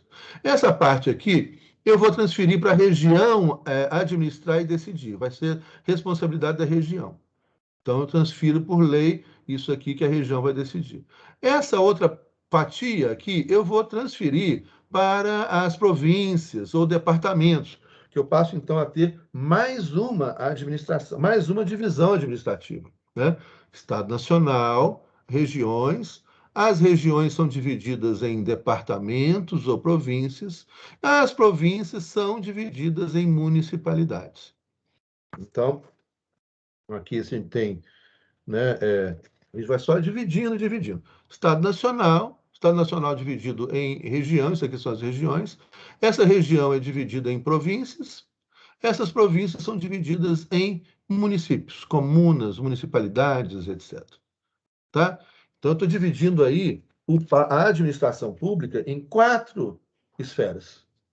Né? E aí, então, né, cada esfera vai passar a ter, né, uma competência administrativa própria. Aqui eu dividi a pizza mais ou menos igual. Né? É óbvio que, na prática, isso vai variar de estado para estado. Então, muitas vezes, a maior parte das competências, a tendência, o que eu diria, para você ter uma eficiência administrativa, mais democrática, com mais fiscalização popular, né, mais ágil, né, a maior parte dessas competências tem que ficar com o município. Então, nessa divisão aqui, o ideal seria, obviamente isso vai variar de estado para estado, de país para país, de realidade para realidade, de momento para momento. O ideal seria, então, que o Estado Nacional ele abrisse mão de grande parte das suas competências. É o que ele vai fazer. Né? E vai, então, ficar só com aquelas competências principais, que envolvam questões, por exemplo, de relações internacionais, questões macro. Né? Então, fica com o Estado Nacional. Aí ele vai pegar e vai fazer, olha, aquilo que ele entende que vai ser melhor resolvido na esfera da região, deixa com a região. Aquilo que puder ser resolvido na esfera da província ou do departamento, deixa com o departamento. E aquilo que vai ser melhor resolvido na esfera da comuna ou do município, deixa com a comuna ou o município. Que é, na verdade, o que deveria, então, ser o principal. É o mais democrático, é o mais próximo da população, é o que tem mais possibilidade de controle e é aquele que tem maior possibilidade de resolver o dia a dia da vida de todo mundo. Então, o grosso das competências administrativas tem que ficar com o município. Agora, tem competências administrativas que não competem, não dá para o município. Por exemplo, transporte intermunicipal. Aí já tem que ser com a esfera provincial, né, ou departamental. Transporte interestadual, aí já tem que ser a esfera, entendeu? Então, vamos pensar assim, água. Né? A água de Belo Horizonte, se a gente continuar deixando as mineradoras destruírem o nosso país, o nosso estado e a nossa cidade da forma que eles estão destruindo, a nossa cidade, o entorno, né? Minas Gerais está sendo destruída pelas mineradoras e nada volta para a população, nada volta em benefício da população. Né? A Vale privatizada é a Vale privatizada, gananciosa, que ganha bilhões e não tem coragem de pagar o que deve às pessoas que morreram assassinadas pela Vale do Rio Doce, no que não foi um acidente, um crime, né? pensado, né? Previsível, né? Mas que economicamente não era interessante, né? Evitar. Se a gente continuar permitindo isso, e a gente está permitindo tudo, o brasileiro está permitindo tudo, a gente não está nem aí para nada, né? Vai acabando tudo, a gente vai ficar sem água, nós vamos ficar sem água em Belo Horizonte. E olha que Belo Horizonte é uma das poucas metrópoles que ainda tem o abastecimento de água, né, garantido dentro da sua própria região metropolitana. São Paulo vai buscar água lá longe. Lá longe. Bom, aí voltemos para... Né? Então, isso, você vai ter uma racionalização disso. Vai pegar, olha, o Poder Central não pode decidir tudo, ele tem que ficar com o mínimo. O município, que é o mais próximo, tem que ficar com o máximo, mas tem coisa que o município não pode decidir. Então, por exemplo, abastecimento de água da cidade de Belo Horizonte depende de Nova Lima.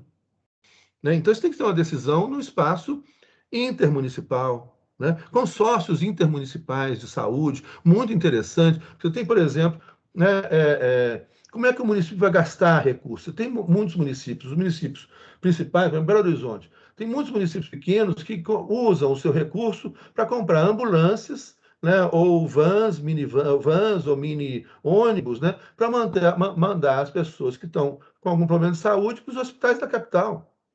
Né? Tem um hospital perto aqui de casa que chega tem um monte de van de vários municípios de Minas Gerais. Olha, isso tem que ser bem registrado, tem que ser bem pensado. Então, eu falo, se a gente pegar um consórcio municipal de saúde, eu pensar, olha, né, o hospital de complexidade fica ali na principal cidade. Você tem clínicas nas cidades à volta, né, e postos de saúde das pequenas cidades, onde você racionaliza o dinheiro usado pela cidade, mas que vai ter que ser compartilhado racionalmente na administração desse espaço territorial.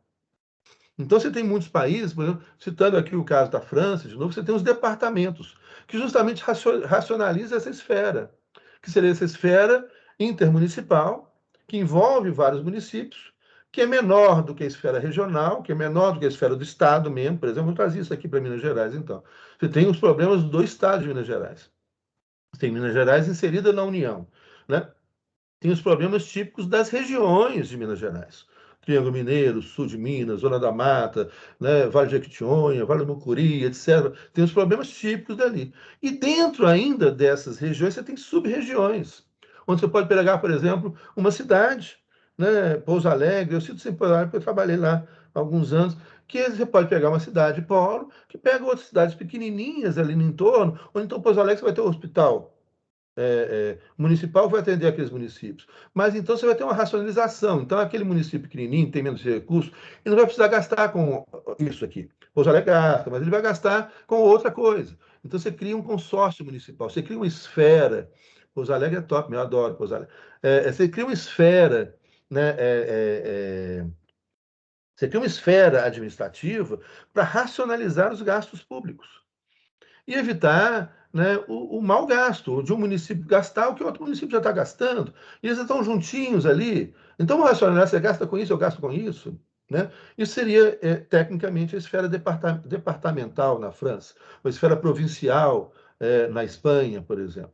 Né? Que seria, então, essa divisão onde você tem Estado Nacional, as regiões divididas em departamentos, né? Que seriam esses espaços aí, né, de município, e isso é a questão específica do município, né, que aí, então, você tem coleta de lixo, etc. Mas também tudo pode ser racionalizado, e tem que ser racionalizado administrativamente, né, ou seja, com direito administrativo.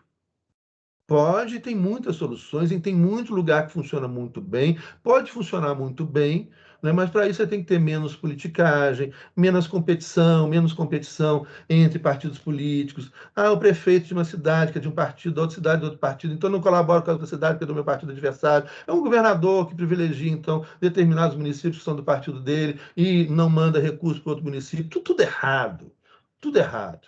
Isso é falta de racionalização da administração, que pode sim, funcionar maravilhosamente bem. E vou dizer para vocês, os países hoje, com mais bem-estar social, com melhor saúde, com melhor educação, são estados com grande administração pública e com muitos servidores públicos. É mentira o que falam aqui na cabeça da gente, né, dessas pessoas, né, sem escrúpulos, mentirosas, falsas, o que eles falam de reforma administrativa. Mentira.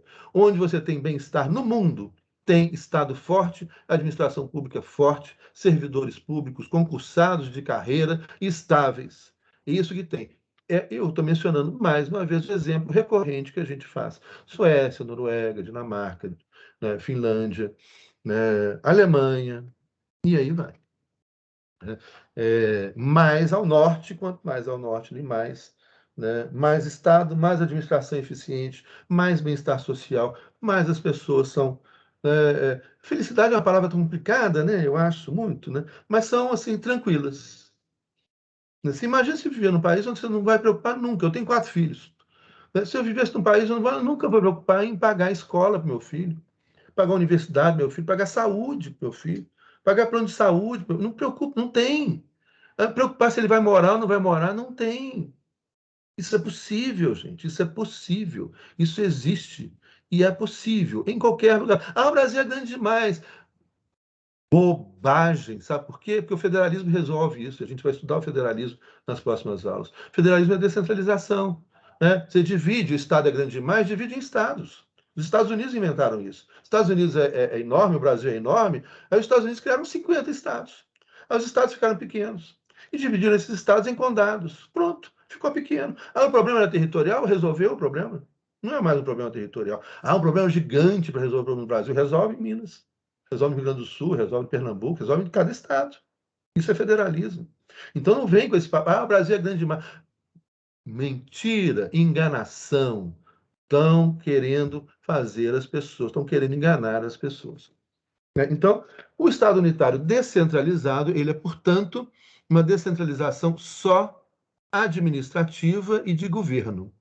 Em geral, em 4 esferas: Estado Nacional, região, província ou departamento, municipalidade, comuna, condado, né, que é a esfera menor. E aí você tem uma outra curiosidade, que eu estava falando de São Paulo, falando de Paris, né, na época do governo Marta Suplicy, em São Paulo, foi no início desse século, né, já vai uns 20 anos, por aí, né? Foi, né? Acho que foi. O governo da Marta Suplicy, ela é inspirada no modelo parisiense, criou subprefeituras em São Paulo, que então seria uma quinta esfera, né? Ou seja, transformar os distritos. Belo Horizonte é dividido em distritos, né? Esses distritos são desconcentrações. Então, o responsável pelo distrito é nomeado pelo prefeito e não tem autonomia, o distrito não tem personalidade jurídica própria, não pode tomar decisão por conta própria. Os distritos da cidade de Belo Horizonte. Mas é uma desconcentração que facilita administrar essa grande cidade com muita gente que é Belo Horizonte. Mas é uma desconcentração, ou seja, o responsável, o administrador ali no âmbito distrital, ele não tem autonomia, ele não pode tomar decisão nenhuma por conta própria. Tudo que ele decide é em nome do prefeito. E o prefeito pode intervir. O que acontecia em São Paulo é que você tinha esses distritos, só que São Paulo foi ficando tão grande, tão rica, tanto problema, tanta solução também, né? Que era necessário, portanto, criar ou dar autonomia a esses distritos. Então, em São Paulo, você teve algo muito interessante. Eu acho que isso acabou, não sei como é que está hoje a administração municipal de São Paulo, não sei, não acompanhei isso. Mas naquela época eu acompanhava, eu ia, né? Eu adoro São Paulo, e eu ia muito a São Paulo. Ia muito, eu trabalhei muito com direito municipal, direito urbanístico, né? E com o município, a elaboração das constituições municipais. E na época do governo da Marta Suplicy, você tinha assim, eventos mundiais de municípios realizados em São Paulo. Eu não perdia um. Né? Sim, a Erundina, é isso. Bom, Robert, fazer a jus a quem começou o processo. Isso mesmo. Obrigado, Robert. A Luísa Erundina, né, começou isso com o governo PT, que continuou com o governo do PT, né, que era o governo da Marta Suplicy. Isso começou com o governo do PT, mas foi com a Erundina. Onde você tem, então, a criação dessas subprefeituras, e a gente tinha, eu vivia lá, porque você tinha o contato e a parceria com municípios do mundo inteiro.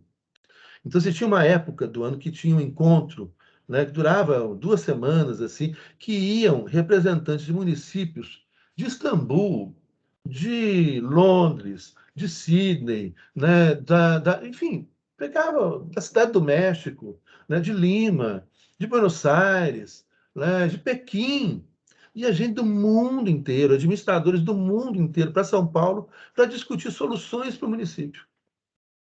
Nós, outros tempos, velhos tempos, belos dias, né, Roberto Carlos? Nossa, era muito legal, porque era sério, a discussão era séria, a discussão era técnica, né? E a discussão era real e acontecia o tempo todo.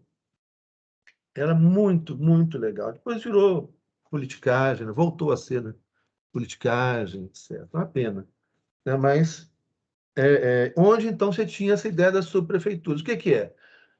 O governo municipal concedia autonomia e, por lei, o município de São Paulo concedia personalidade jurídica para as subprefeituras terem orçamento próprio, recursos próprios, elaborar as suas obras com responsabilidade própria, com a participação da população, o que é o orçamento participativo, que começou também, né, em Pelotas, no Rio Grande do Sul, depois foi para as administrações do PT, né, em Porto Alegre. Eu estudei muito isso nessa época, eu advogava na época em direito municipal, assessorava as constituintes municipais, e isso também recebi muitos convites para vários lugares do mundo. Eu tive um convite interessantíssimo, fui fazer uma palestra em Cabo Verde sobre as experiências do orçamento participativo nas administrações do PT aqui no Brasil, né, Cabo Verde, Senegal, um evento que foi patrocinado por uma fundação, a Fundação Friedrich Ernst, que é do Partido Social Democrata Alemão, que financiou esses investimentos, né, em vários estados africanos. E eu fui a convite do Parlamento, né, de Cabo Verde e da Fundação Friedrich Ernst, onde nós levamos as experiências do orçamento participativo deliberativo, né, na cidade de Porto Alegre, na época, que foi o maior sucesso. Aqui em Belo Horizonte, a gente teve, na época da administração, do nosso querido professor da PUC Minas, meu querido amigo, né, o professor Patrus Ananias, hoje deputado federal, que também implementou o orçamento participativo aqui. Onde você tinha, então, a descentralização chegando na cidade. E mais democracia na cidade. Você divide, então, o território da cidade, né, e permite que o povo participe, né, das decisões tomadas no seu distrito, que vira subprefeitura, né, no seu bairro. Então, isso é democracia, isso é descentralização, isso é democracia, né, radical. Mas, então, mais uma vez, lembrando, e com isso vamos fechando aqui, no Estado unitário descentralizado, o legislativo permanece unitário. Então, lembrar lá, né? França só tem uma esfera, uma. Olha que radicalidade, que vai fazer lei na França, que é a Assembleia Nacional Francesa. Um Estado unitário descentralizado. No Estado unitário descentralizado, só há descentralização de competências administrativas, o que nesses estados é muita coisa. Por quê? A tradição francesa é de administração forte. Nós já comentamos isso no semipresidencialismo. Então, ao descentralizar a administração francesa, você está descentralizando muita coisa. Você tem tribunais administrativos, você tem atos normativos administrativos que se equivalem a leis municipais aqui no Brasil ou nos Estados Unidos. Então, lá, a administração pública faz norma para a cidade. E essa norma é forte, né, como uma lei. Tá? Mas isso é típico da França. A outra administração pública muito forte é a italiana, né, portuguesa também. Então, você tem, né, essa descentralização administrativa e de governo. O legislativo permanece unitário e o judiciário permanece unitário, embora desconcentrado sempre, como eu já mencionei. E aqui, então, vai entrar as competências constitucionais, ou seja, a competência de mudar a Constituição, de fazer reforma da Constituição. Essa competência também é unitária e pertence só ao Legislativo Nacional. Então, por exemplo, quem pode fazer emenda à Constituição da França é a Assembleia Nacional Francesa. Chiquérrimo, na Assembleia Nacional Francesa, se lembra a Revolução Francesa, né? Que vai, então, fazer reformas constitucionais, tem competências, então, de mudar a Constituição, tem competências constitucionais. Essa é a primeira conformação.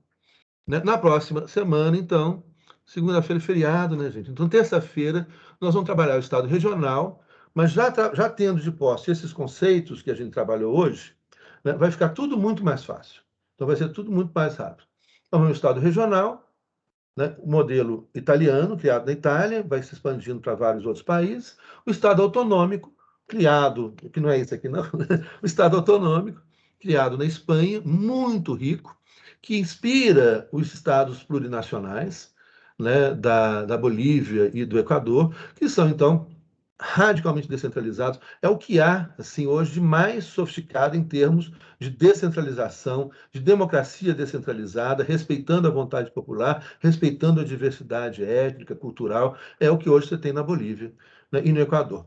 O Equador, infelizmente, hoje vive um período de retrocesso, tem um governo de um banqueiro autoritário, babaca, neoliberal, que está fazendo o Equador andar para trás, mas isso vai passar, né? Mas a Bolívia hoje é um grande exemplo de uma democracia radicalmente descentralizada, com poder local extremamente forte, mais descentralizado do que os estados federais. E vamos deter mais nos estados federais, que é o nosso modelo, né, que é a nossa forma de Estado, que é a forma brasileira, o federalismo brasileiro, e vamos fazer algumas comparações com o federalismo norte-americano. Mas isso, então, a gente faz semana que vem, Mas segunda-feira a gente não tem aula, não. Então a gente vai ter aula terça e quarta. Que ótimo, não? É da manhã que tem aula segunda-feira. Então tá tranquilo. E a gente tem, então, semana que vem e na outra semana para encerrar. Beleza, gente? Então, bom demais. Abraço para todas e todos. Boa Satisfação. noite, pessoal. Valeu, professor. Boa noite, Obrigado. gente. Boa noite, gente. Boa noite. Boa noite. Valeu, turma.